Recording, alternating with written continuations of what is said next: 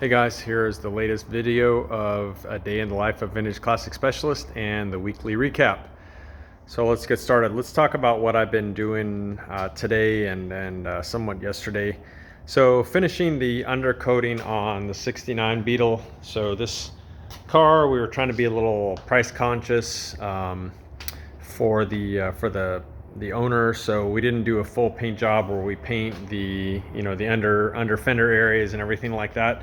But of course we can't just leave them all crappy, so we went and cleaned them all up and undercoated them real nice, so they look good. I actually really like the way that it looks when the under the fender area is blacked out on cars. My 55 is the same way.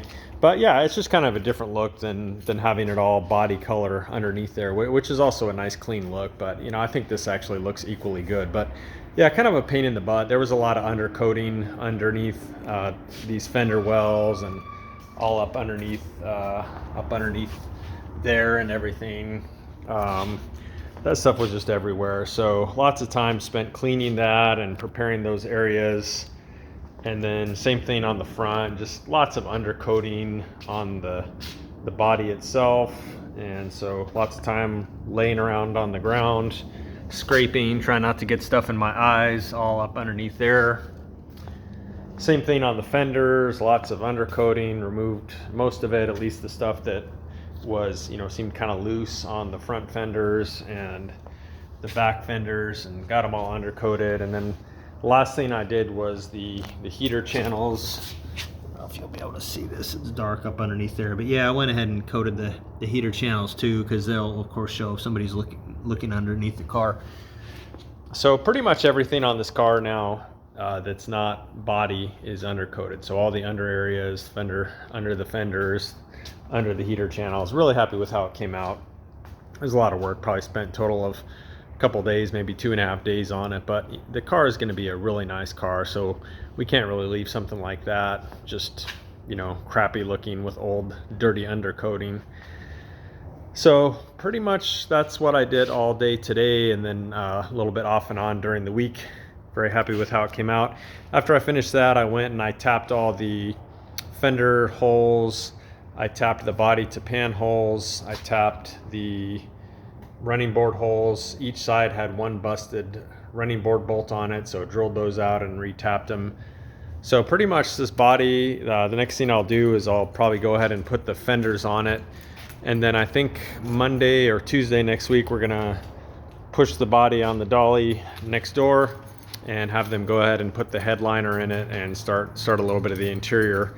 Then after that, I think we're probably gonna go ahead and put it on its chassis, which is basically done except for adding the chassis to body seal.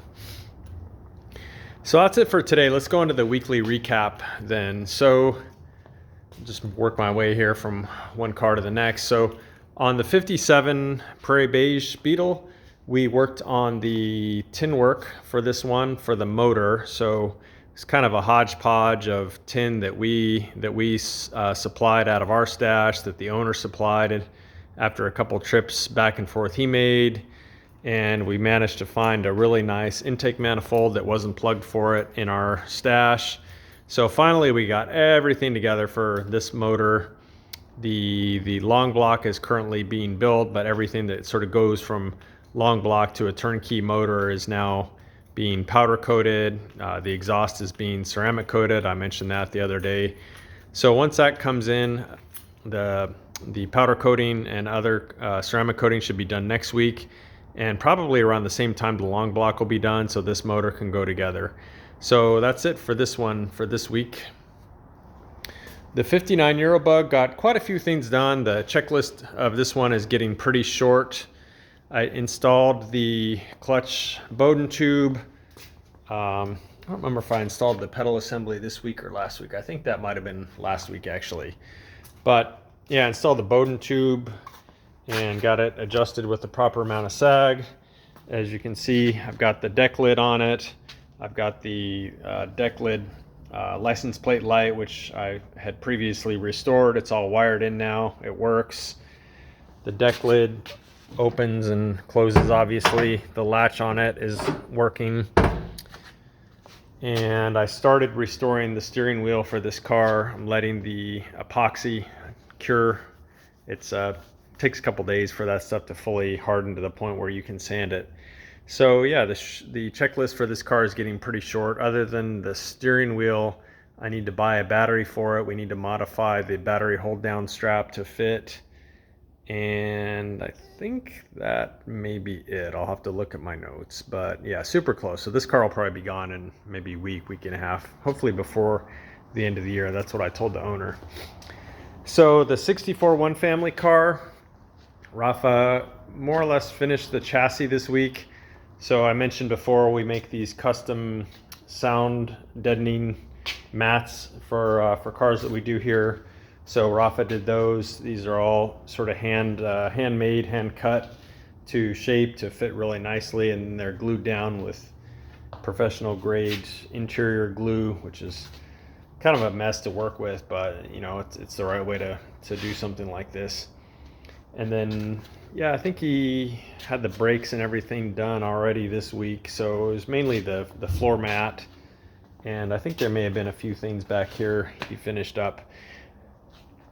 The other thing is, actually this happened today, was, as you guys notice, the vacant spot here, the Pelican Red 57 Ghia is gone. I'll post up a video of it being loaded up on the tow truck and leaving later, so the shop is a little less colorful. I'll bring my red 55 in. It's not quite as, well, not anywhere near as pretty or vibrant of a red as the 57 Ghia, so kind of sad to see it go, but at the same time, you know, it was time. The car was done, and its new owner hopefully can enjoy it. So I'll post up a video separately about that car leaving, just to kind of send it off properly. This car, the 59 low-light Ghia, had a guy that we work with come out today, and he sold me a couple of bumper guards for this car that we were missing. Actually, we weren't missing, but the ones that came on the car were just in really poor shape, so not really even worth re-chroming. So I got some really nice chrome ones from a guy named Oscar, who's got a ton of Ghia parts, particularly bumpers. So thanks to him, this bumpers pieces that do need re-chroming will go off to chrome hopefully early next week, and then we can get this car, get its bumpers on. We're gonna rebuild their windows with all new window seals and go ahead and replace this trim piece here. I don't know what happened to these seals. They're super weird looking, like they've got some kind of disease or something, all lumpy like that. But yeah, all that stuff's gonna get replaced. Real pain in the butt on Ghias, but you know, that's what we do. So yeah, very productive week here.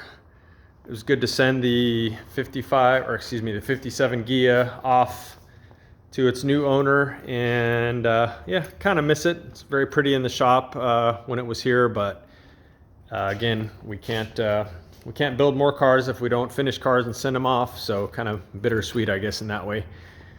So that was it, guys. Hope you enjoyed the weekly recap and the progress we made today on the 69 EV car. And if you haven't done so, please subscribe to us. Please like our videos. It all helps. So take care, guys. Thanks a lot. Bye.